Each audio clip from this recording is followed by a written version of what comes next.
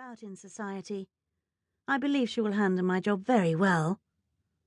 I imagine she could, but actually I considered hiring Lindsay while you and Leif were gone off to his dreadful island. Corrie smiled. Running this place without you was a nearly impossible task. I have never been so happy in my life to see anyone return. Leif and Krista's story was a well-guarded tale. That the big man and his brother had come from an uncharted island far north of Scotland, where people still lived as Vikings, was, at best, totally incredible, and better left unsaid. All that mattered was that Leif had found Krista, and she had found him, and they loved each other desperately. Corrie wondered if the right man would ever come along for her. Which returned her thoughts to her sister. In Laurel's early letters from Selkirk, she had mentioned meeting a man. She had described his many virtues and said how much she enjoyed his company. Corrie intended to review the letters, see if there might be a description, something that might help her find out his name. Who had stolen Laurel's heart, taken her virtue, then abandoned her? Corrie wondered if the man who had fathered Laurel's child would have gone so far as to murder them. "You can't be serious, Coralee. Tell me you do not intend to dredge up this painful affair all over again." Agnes Hatfield sat on the rose velvet settee in a small salon near the back of the Whitmore's town mansion, a room done in white and rose, an elegant, feminine salon that overlooked the garden. 3 days ago the black crape strung around the room had been removed after 3 long months of mourning. "I realize it will take some doing, Aunt Agnes, but I have given the matter considerable thought, and I have no choice but to act."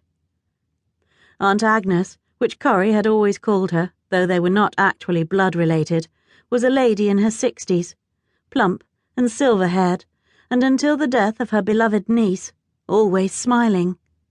Seated next to her, Laurel's cousin, Alison Hatfield, a thin young woman with a razor-straight nose and pointed chin, very dark hair and hazel eyes, listened to Corrie with obvious trepidation. Alison's parents had died of cholera, leaving her in the care of her aging aunt. At the viscount's invitation, both of the women had elected to remain in the city, rather than return to Selkirk Hall and the awful memories the place still held for them. "So you intend to begin some sort of investigation?" Aunt Agnes asked. "Yes." Alison made no comment. She was a shy, unobtrusive young woman, rarely inclined to disagree with anything anyone said, which was perhaps the reason she had agreed to leave East Dereham and accompany Laurel on her return to Selkirk Hall, pretending to be the baby's mother. Or perhaps it was because Alison was tired of scraping by on her aging Aunt Gladys's generosity, and Laurel had promised her a goodly sum and a better future in exchange for her help with the child. "I do not believe for an instant the authorities' version of what occurred," Corrie said. "And after months of consideration, I have decided to act. I plan to take whatever steps are necessary to discover the truth of what happened to my sister. Aunt Agnes, you and Gladys helped Laurel. Now you must help me find out what happened to her and the baby." Alison pulled a lace-trimmed handkerchief from her reticule and dabbed at her eyes.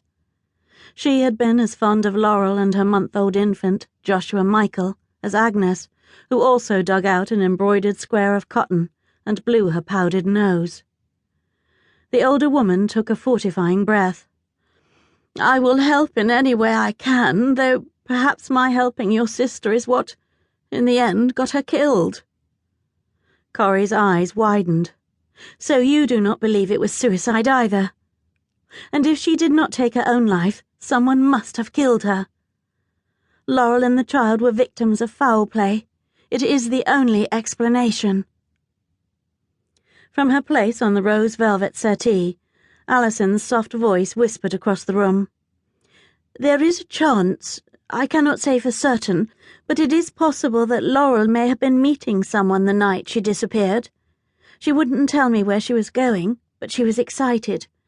I didn't realize she had taken the baby until later, when I went into the nursery and saw his cradle was empty."